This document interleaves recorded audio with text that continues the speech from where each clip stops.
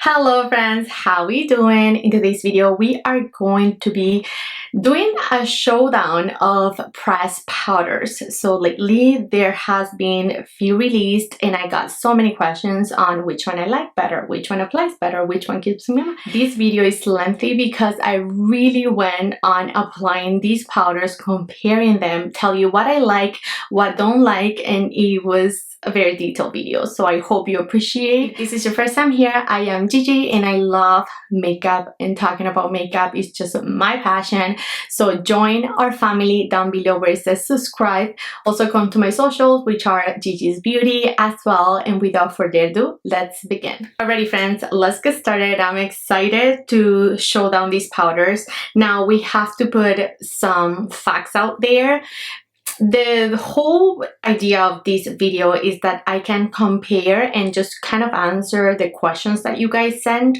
So when I reviewed Dior powder, I was asked, how does it compare to Givenchy? How does it compare to the newest one size that I also review? How does it compare to Charlotte, you know? So I wanted to kind of show you, we're gonna swatch, we're gonna apply, we're gonna try to see if there's a difference between these powders. Now, something very important you need to keep in mind. Not all of these powders are all setting powders. These powders, these two specifically, are finishing powders. So the one size is a finishing powder and also is Rare Beauties. These are meant to be used at the end of your makeup. So your makeup is all done. Everything is on. You have your base, everything, right? You're done. You're gonna head out the door, and then you can apply one of these to sort of like perfect and sort of like just finish, literally finishing powder to finish your makeup. Okay, we're clear. Now, these are the only two finishing powders that I have in my collection. Now, when it comes to setting pressed powders, I have Dior's. This is a pressed setting powder. I have YSL's. We're gonna compare to all of this. We have Givenchy. We also have, of course, Dior Charlotte, and last but not least, we have Hourglass. So we're gonna try to swatch and sort of like apply and whatnot. I have my base all completed, as you can see. So first, we are going to start applying. So I am going to pick up Dior's powder. I'm gonna use it underneath my eyes and everywhere else. I really enjoy this powder from Dior. I find it to be very blurring and very perfecting to the skin. It really dissipates like the pores up here. I can use it all over my face, including my under eyes, which is something that I'm not able to do with every single powder that I have here. I'm actually gonna bring you a little closer. All right, so here you go.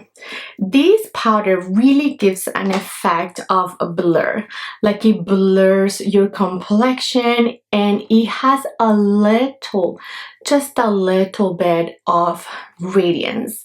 It is extremely soft. I believe this is also talc free. It does have a Dior scent, keep that in mind, but I really enjoy this powder. I find it to be very perfecting to my complexion. I find that it doesn't cake, it's never heavy, it's not, you know, it doesn't overemphasize, you know, like little lines underneath my eyes, which I of course appreciate. So this is an altogether good powder for me. Like, this is a one and done powder. So I can use it to set all over my face and also as a finishing powder, which I have. So after I'm finished my whole face, I had applied setting spray. Then I go with a very precise brush like this and I just pat where I have pores or like in my smile lines, and I just finished everything, you know, at that point. This is actually one of my favorite powders. I think it's gonna be my favorite, maybe. I really like it. I love it. Now, we have to put Givenchy beside Dior because this is very important. I have the shade 3, which is the one that has a little bit of pink and, you know, all that good stuff. This powder also, I believe, is talc free. Yeah, they remove talc in the powder. And I can also use this powder for all over my face. I don't mind to use it underneath my eyes. It doesn't emphasize, you know, like little wrinkles around my eyes. It is a beautiful powder as well. But you can see them side by side, and I don't really think you'll be able to tell that I'm wearing two different powders. They are very much similar, very similar. Now, the only difference that I can point out is that I feel that Dior will keep me a little bit more matte throughout the day. So the color is different. This is Givenchy. So firstly, like if you're looking at the way that this side is a little bit more lifted and illuminated, it's because of the shade. Dior's, I have the shade light. I don't think I've mentioned. So I really went light. With Dior, I usually go medium, but from my experience, Dior powders tend to have color. Givenchy is a little bit more translucent, a little bit more not. Givenchy is truly translucent. I don't find that it really gives me anything. Dior, I feel like it really gives more coverage and it won't look translucent. So if you're thinking about the Dior one, go right ahead and pick up a light shade or like, you know, the fair shade, and then use it that way. I do find that the light shade is perfect and I'm usually medium, right? So these are them, both of them on. So as I mentioned, I don't think you can tell them really apart. If anything, I feel like Dior will keep me a little more matte throughout the day. Givenchy could let my oils you know, like sip through by maybe 5 hours. I do have combination skin. Dior will keep me a little bit more matte for maybe like 7, but it's not a huge difference, you know, and nothing a little blotting on my nose can take care of. So that's that. Put them side by side. So that's them side by side. All right, we are back with a very much glowy face. Let's continue. Now we are gonna talk about this one from Hourglass. This powder I have not gotten a lot of use of. We are gonna use it and then we can talk. I picked up the shade Translucent. This powder is never been good to me because I just feel like it's a little bit too much natural. Like even though I've set it my face, I don't think like it really sets my face. I hope that makes sense. Like even though you saw me, I put a very good amount of product and my face looks very good. And it may sound crazy what I'm saying, like, gee, I can see your face is very much set. I don't know, it's just like, it just personal preference. Like this is a talc-free powder. Usually talc-free powders don't keep me much matte. Dior does, which is very special to me, but I don't know. For some reason, I really don't reach for this powder.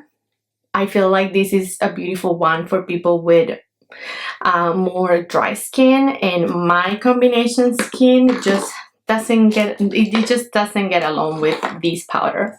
So that's that. I don't find this powder also to be very blurring. It's just a basic setting powder. Okay, so those are my 2 cents on the Hourglass. I don't also like to set underneath my eyes. I find that it makes my under eye a little bit more creepy. Like it's just maybe like a thicker powder, you know. It doesn't have much color either. It really diffuses nicely, but I don't know, like with this powder I prefer to use it as a finishing. So I prefer to use a loose setting powder and then just sort of like finish with this one from Hourglass, but this is never my pick. I'm gonna talk about Charlotte because I already talked about this during my review video. This is a flawless powder. It makes you flawless, but I don't like it underneath my eyes. I do feel like it's a powder that makes you like it is perfect into the skin and all, but I don't know, it's never been a powder that I can use all over my face, and that's my main issue. Usually with a pressed powder, I want it to work underneath my eyes and on my whole face. Like, I don't want to have to be, you know, reaching for multiple powders when I'm trying to just set my base and be done. You know what I mean? So I guess that's my issue with this one too, and same for Hourglass.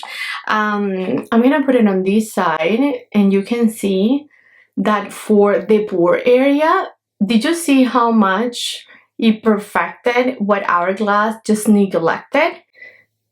I hope you saw that. Like, this is a very much blurring powder, a very much perfecting powder, you know, like, it is a beautiful one, but again, I don't like to use it underneath my eyes. Now on the other side, we are going to apply this one from YSL, because I feel like this is a very much underrated powder. We are going to use it all over, and this is a stunning powder. I hear no one talking about, myself included though, because I feel like I reviewed it and I never talked about it again, but I love it. Do you see that finish? It is a beautiful powder. I have the shade 3, and I feel like they have like a universal shade, like a whitish shade. I don't tend to like those kind of shades. I like more like a color shade like this, because those tend to look a little bit ashy on me. But if you're very fair, I suggest to go with the white one, just because these tend to have a little bit of like coverage, you know, like the Dior. So if you get into that problem where, you know, the light is just not light enough, just go with the white. But this powder, I like it even underneath my eyes. Like, it is a beautiful powder. Did you see how soft and just how pretty it looked as soon as I set in my base? I hope you saw that.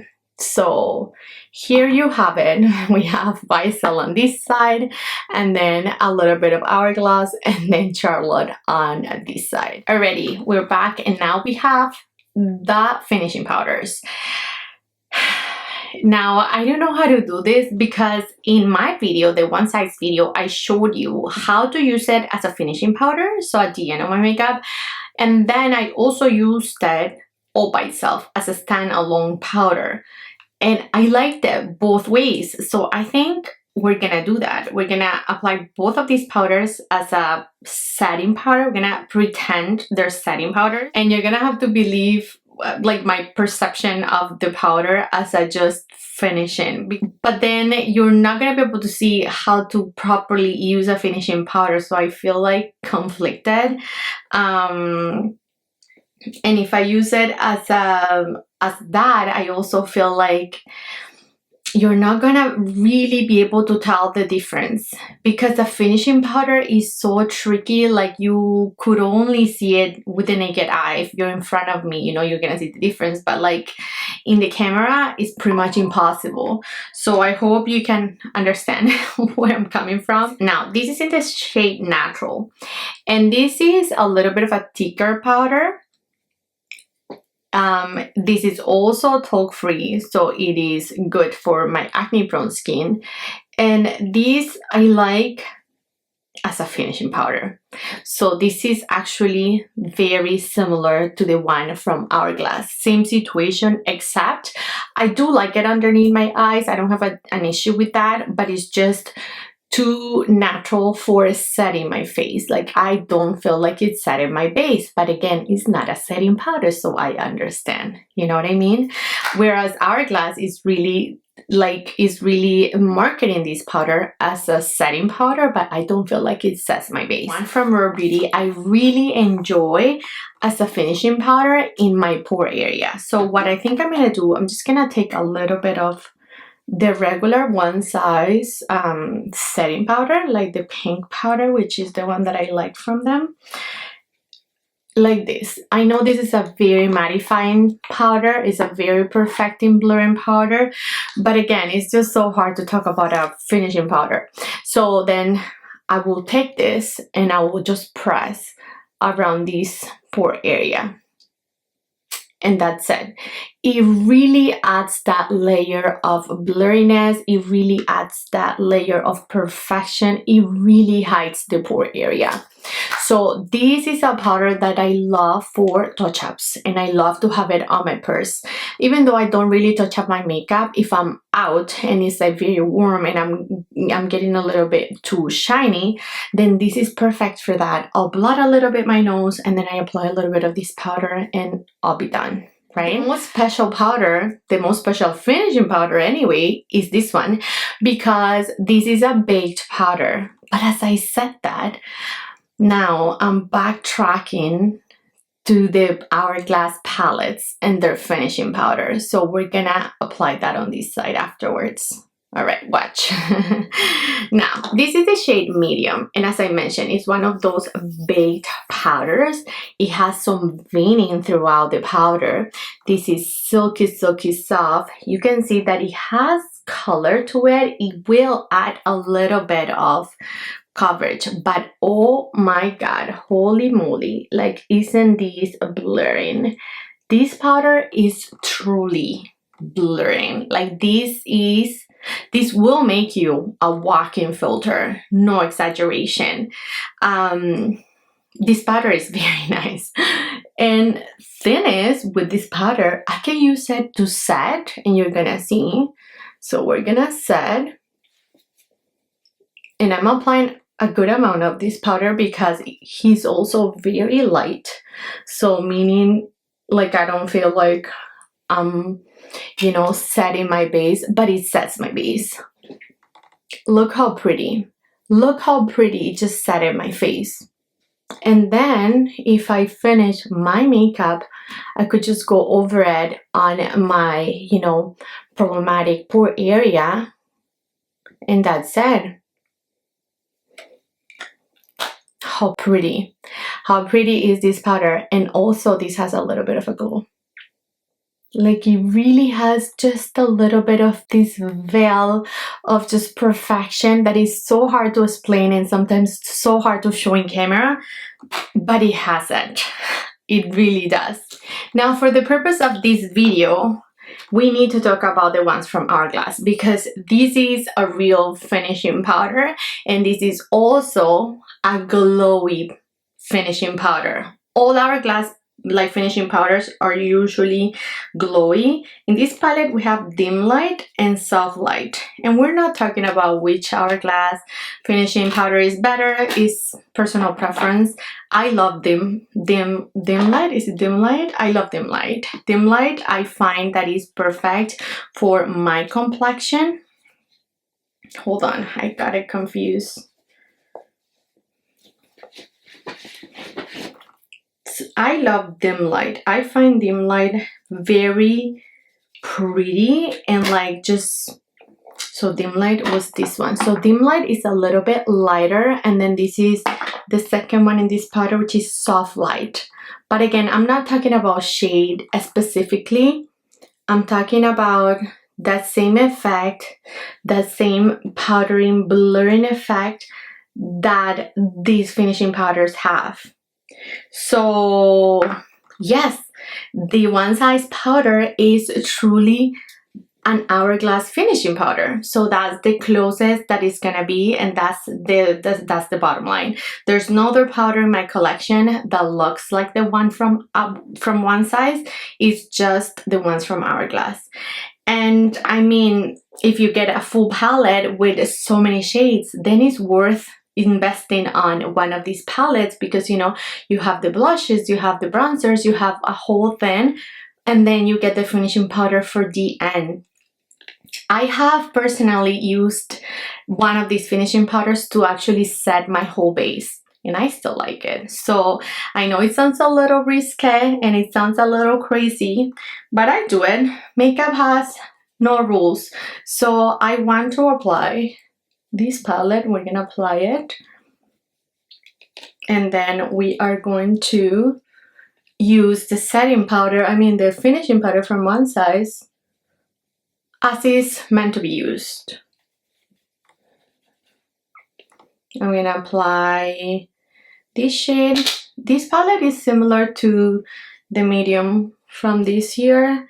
If you missed my video, go ahead and check that out, where I applied this palette from Hourglass. This is not the new one, but this is the one that I have right in front of me, because the new one I've been using a ton, so I don't have it on site. All right, so this is it. This is how I would normally, you know, have my base. Now I am going to take Sonia G's Sheer Buffer, which is the one that I really like to, again, to use with finishing powders, and I am going to dip into the one from One Size, like this. And this is powdery, you can see, but it really helps to melt all powders, and it gives you like an extra perfecting veil of the skin. Again, this is truly impossible to show, but I hope that the lighting and the camera is doing it justice to how pretty the complexion looks when, you know, you apply one of these finishing powders. Now I'm gonna apply the Hourglass on this side. I'm gonna go with the one I said that I like. So this is Dim Light. And Dim Light, I think, is a little lighter than the other one. So that's the beauty of also the palettes from Hourglass. They give you 2 finishing powders sometimes in a palette, or they give you, you know, like different shades of finishing powders, like you see. So there's one a little bit more pinky, there's one a little bit more, and I feel like the shade medium was the best mix of the 2 that I mentioned in this Hourglass palette. But here you have it. Right, friends, I hope I got my point across. I hope you were able to understand, you know, all the differences between these powders. Now, like, if I had to pick a finishing powder, I feel like the ones from Hourglass are very similar to this. I am obsessed with this powder though. I love it. I love the shade. I love the veil that it gives. So I am enjoying this powder so much. This was very hard to achieve, and I hope you let me know what you think. I would love to hear. Were you able to see a difference between the powders? Did you like this kind of videos? Did you want to see more comparisons? Let me know below. I'm here, friends. Thank you for watching. I love you all so much, and I'll catch you on my next one. Bye!